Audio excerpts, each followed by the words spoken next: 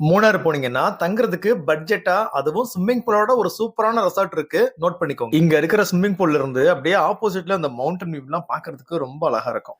காலையில இந்த பால்கனில இருந்து அந்த மவுண்டன் வியூவா இருக்கட்டும், சன்ரைஸா இருக்கட்டும், பார்க்கிறதுக்கு சூப்பரா இருக்கு. அந்த வானம் ஒரு கலரும், அந்த மவுண்டன் நல்ல கிரீனாவும் தரமா இருக்கு. நீங்க வேற எங்கேயும் போக வேண்டாம். இந்த பால்கனில இருந்தே அப்படியே ஆப்போசிட்ல அந்த இயற்கையை ரசிச்சு பார்க்கலாம். டிபி ரெசார்ட் 3000ல இருந்தே இங்க ரூம்ஸ் எல்லாம் இருக்கு. நல்லா குளிச்சுட்டு அருமையான ஃபுட்டை நீங்க என்ஜாய் பண்ணி சாப்பிடலாம். இங்கேயே ரெஸ்டாரண்ட்டும் இருக்கு. பிரேக்ஃபாஸ்ட் பஃபட் டைப்ல இருக்கும். உங்களுக்கு பிடிச்சதை இங்க செஞ்சு கொடுப்பாங்க. இங்க கிடைக்கிறத வச்சே அவங்க சமைக்கிறதுனால இந்த டேஸ்ட் எல்லாம் தனி ரகமா இருக்கு. உள்ளறையே ஒரு ஏலக்காய் தோட்டம் இருக்கு. இங்க இருந்து நீங்க போட்டோஸ் எல்லாம் எடுக்கலாம். ரொம்ப அருமையா இருக்கு. இந்த கார்டன்ல ரம்பூட்டான் பழம் கூட இருக்குங்க. இந்த மாதிரி டைம் பாஸ் பண்றதுக்கு இங்க கார்டன் இருக்கு. இங்க இருக்கிற ரூம் ரொம்ப நீட்டா இருக்கும், கிளீனா இருக்கும். பாத்ரூம் கூட ரொம்ப கிளீனா இருக்கும். இங்க பால்கனி வியூ ரொம்ப அட்டகாசமா இருக்கும். இங்க இருந்து நிறைய டைம் ஸ்பெண்ட் பண்ணலாம். அது மட்டும் இல்ல, இந்த ஸ்டே பக்கத்துலயே அத்துக்காடுன்னு ஒரு வாட்டர் ஃபால்ஸ் இருக்கு. அங்க நீங்க போலாம். அழகான வியூ பாயிண்டும் இருக்கு. மூணாரை பொறுத்த வரைக்கும் ஸ்விம்மிங் பூல் ரெசார்ட்ன்றது ரொம்ப காஸ்ட்லியா இருக்கும். பட் இங்க பட்ஜெட்டா இருக்கு. புக் பண்ணணும் அப்படின்னா கீழே நம்பர் போடுறேன், நோட் பண்ணிக்கோங்க. இந்த ரெசார்ட்டை பத்தியும் மூணார்ல என்னென்ன இடங்கள்லாம் பார்க்கலாம் அப்படின்னு டீடைலா ஒரு வீடியோ போட்டிருக்கேன். கீழே லிங்க் இருக்கு, டச் பண்ணி பாருங்க.